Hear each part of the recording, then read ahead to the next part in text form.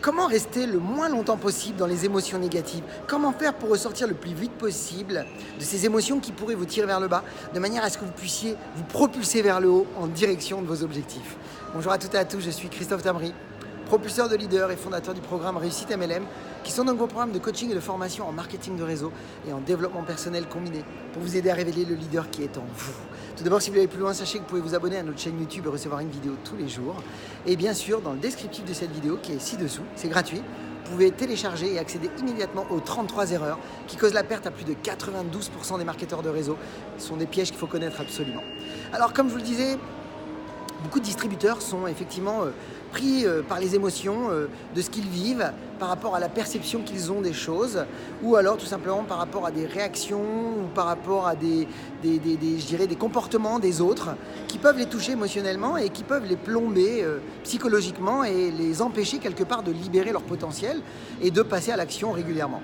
Alors vous allez voir dans cette vidéo comment on peut faire justement pour pouvoir, je dirais, réduire les écarts émotionnels, faire que vous puissiez garder toujours ce côté un peu plus froid que d'être pris par la chaleur d'une émotion qui vous plombe, de garder de la distance pour que vous puissiez toujours garder le cap et surtout pouvoir être toujours dans la productivité, c'est-à-dire dans l'action régulière, constante, qui va vous amener immanquablement à la réussite.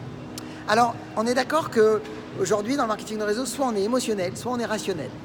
Et c'est très important d'apprendre à être toujours émotionnel au niveau de ce que l'on transmet aux autres, mais il faut être très rationnel quand on reçoit les émotions des autres. Et ça, vraiment, c'est très important, c'est un point fondamental, parce que bien sûr que les émotions ont la chance d'être un pouvoir, les émotions ont la chance d'impacter chez les autres. Vous allez toucher le cœur de vos prospects quand vous allez leur parler. Vous pouvez même toucher le cœur de vos distributeurs quand vous leur parlez. Mais en même temps, il faut garder toujours ce côté froideur, ce côté distance, parce que vous êtes dans un business. Et le business, ça ne se fait pas avec des émotions quand on le vit. Ça se fait avec un côté rationnel. Vous devez avoir de la productivité, vous devez garder un peu de distance, vous devez être très, je dirais, ça doit être très concret, très pragmatique.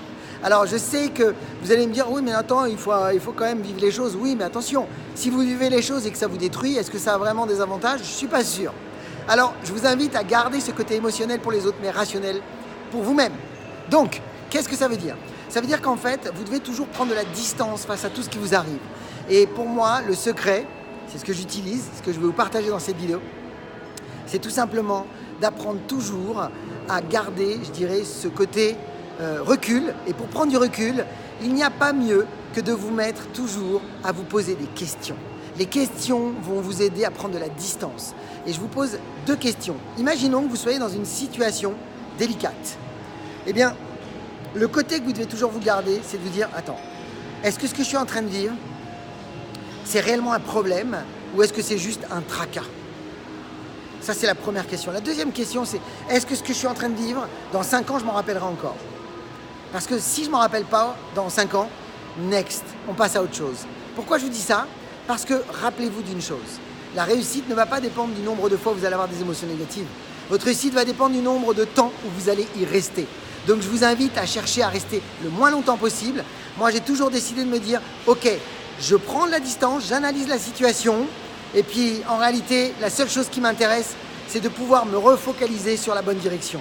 Donc toujours, rappelez-vous, dès que vous avez pris de recul en posant ces deux questions, refocalisez-vous sur mais qu'est-ce que j'attends au fond? Qu'est-ce que j'aimerais qu'il se passe? Imaginez que vous soyez face à un distributeur qui vous a mis dans une situation d'émotion très forte. Posez-vous la question, mais qu'est-ce que je recherche comme bon comportement? Qu'est-ce que je recherche même dans la relation que j'ai avec cette personne? Est-ce que je voudrais que ça s'améliore? Est-ce que je voudrais que ce soit positif comme relation? Ou est-ce que j'en ai rien à faire et j'ai envie de rentrer dans le match à me dire, stop, merde, j'en peux plus, ou tu commences à m'ennuyer et là on arrête là? Ou est-ce que vous voulez plutôt prendre un peu de recul? Est-ce que vous voulez vous protéger? Est-ce que vous voulez que les choses se passent bien? Toujours posez-vous les bonnes questions parce que vous verrez que la raison reviendra. Vous devez toujours avoir ce côté rationnel. Vous devez toujours regarder un petit peu les choses de loin en vous disant, attends, est-ce que ça va avoir un impact? Ma réaction que je vais avoir va avoir un impact sur mon futur? Est-ce que le choix que je vais prendre là va être bon ou pas bon? Toujours un peu de recul, toujours un peu de distance, toujours des questions. Et en posant des questions, eh bien, vous allez trouver la bonne réponse. Et en ayant la bonne réponse au fond de vous, vous aurez les bons comportements. Mes amis, j'espère que vous allez écouter et partager cette vidéo dans vos équipes. Pour ma part, je vous souhaite beaucoup de réussite, beaucoup de ventes, beaucoup de parrainage. Et puis, comme je dis toujours, hein, osez faire ce que vous n'avez jamais fait. Croyez en vous. Et surtout, agissez pour révéler le leader qui est en vous. À bientôt.